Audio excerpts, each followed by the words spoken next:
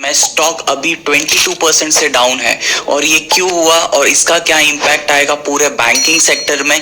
और अगर आप ऑलरेडी इंडसइंड बैंक में इन्वेस्टेड हो या फिर आप सोच रहे थे कि इंडसइंड बैंक में इन्वेस्ट करना, तो थोड़ा रुक जाओ और इस वीडियो को आने वाले 3 से 4 मिनट अच्छे से सुन लेना, तब जाके आपको क्लैरिटी आ जाएगी। हेलो एवरीवन, मेरा नाम है राहुल जादव, चार्टर्ड अकाउंटेंट और सर्टिफाइड रिसर्च एनालिस्ट। ये सारी चीजें शुरू हो जाती है एक अकाउंटिंग पॉलिसी की वजह से।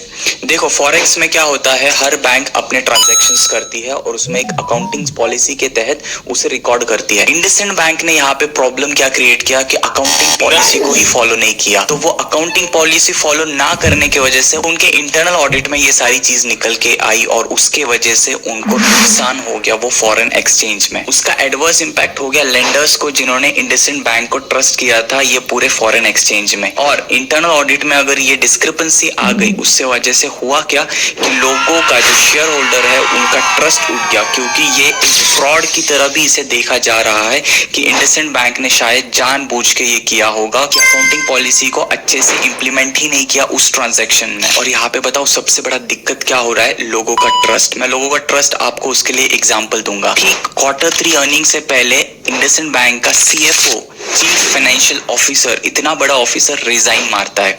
उसके बाद CEO, चीफ एग्जीक्यूटिव ऑफिसर, अपना टेन्योर को एक्सटेंड करता है, जो कि एक्सटेंड होने वाला था 3 साल के लिए, वो बस एक्सटेंड करता है 1 साल के लिए। तो क्या होगा, शायद इन दोनों को ये सारी बातें ऑलरेडी पता होगी, इसलिए ये सारा चीजें हुआ है। ऐसा अभी परसेप्शन बन के आ रहा है सारे शेयर होल्डर्स को। ठीक, ये न्यूज आउट होने से पहले ये दोनों भी इंसिडेंट का होना कोई कोइंसिडेंट नहीं हो सकता। अब इसका पूरा इंपैक्ट आ जाएगा बैंकिंग सेक्टर में। तो एक बैंक जो 50,000 करोड़ से ज्यादा वैल्यूएशन रखती है, उसमें अगर ये अकाउंटिंग पॉलिसी फॉलो नहीं हो रही है तो लोगों का परसेप्शन अलग अलग बैंक के लिए बन जाता है।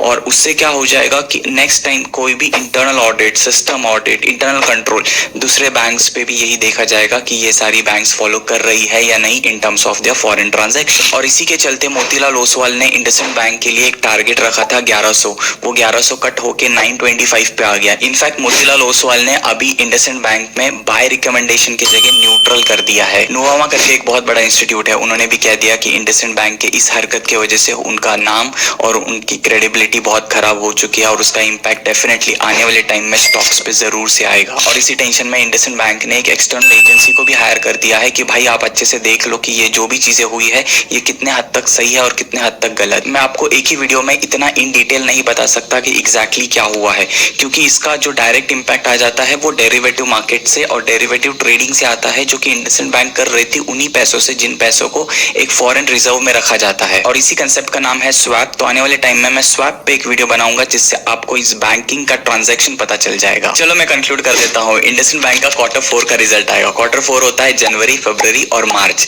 और जब ये Q4 का रिजल्ट आएगा तो बहुत सारी चीजें डिस्क्लोज होगी, क्योंकि ये डिस्क्रिपेंसी आई है in the month of March. आखिरी महीना है साल का, फाइनेंशियल ईयर का। तो आखिरी महीने में ये सारी चीजें नहीं होनी चाहिए थी, क्योंकि अभी एडजस्टमेंट करने के लिए भी उनके पास ज्यादा टाइम नहीं है। तो Q4 का जब रिपोर्ट आएगा तो उसमें बहुत सारी चीजें मजेदार पता चलेगी। फिलहाल तो इंडसइंड बैंक 23% डाउन है और लोगों का ये मानना है कि इंडसइंड बैंक 500 लेवल्स तक भी पहुंच जाएगा। 500 लेवल्स मतलब उनको तकरीबन 10 से 20 हजार करोड़ का नुकसान हो सकता है इंडसइंड बैंक को, अगर 500 के लेवल्स तक पहुंच गया तो। और अगर आप सीखो का स्टॉक मार्केट अपडेट शो ये कंटिन्यूस देख रहे हो तो आपको पता चल जाएगा कि पिछले बहुत सारे वीडियोस मैंने एक बार भी बैंकिंग के स्टॉक्स की चर्चा नहीं की। वो इसलिए क्योंकि बैंकिंग सेक्टर्स में प्रॉब्लम सबसे बड़ी क्या है, वो है इंटरनल कंट्रोल सिस्टम। और अगर एक बैंक में अगर कुछ इस तरह से हरकत आ गई तो उसका इंपैक्ट पूरे बैंकिंग इंडस्ट्री को हो जाता है।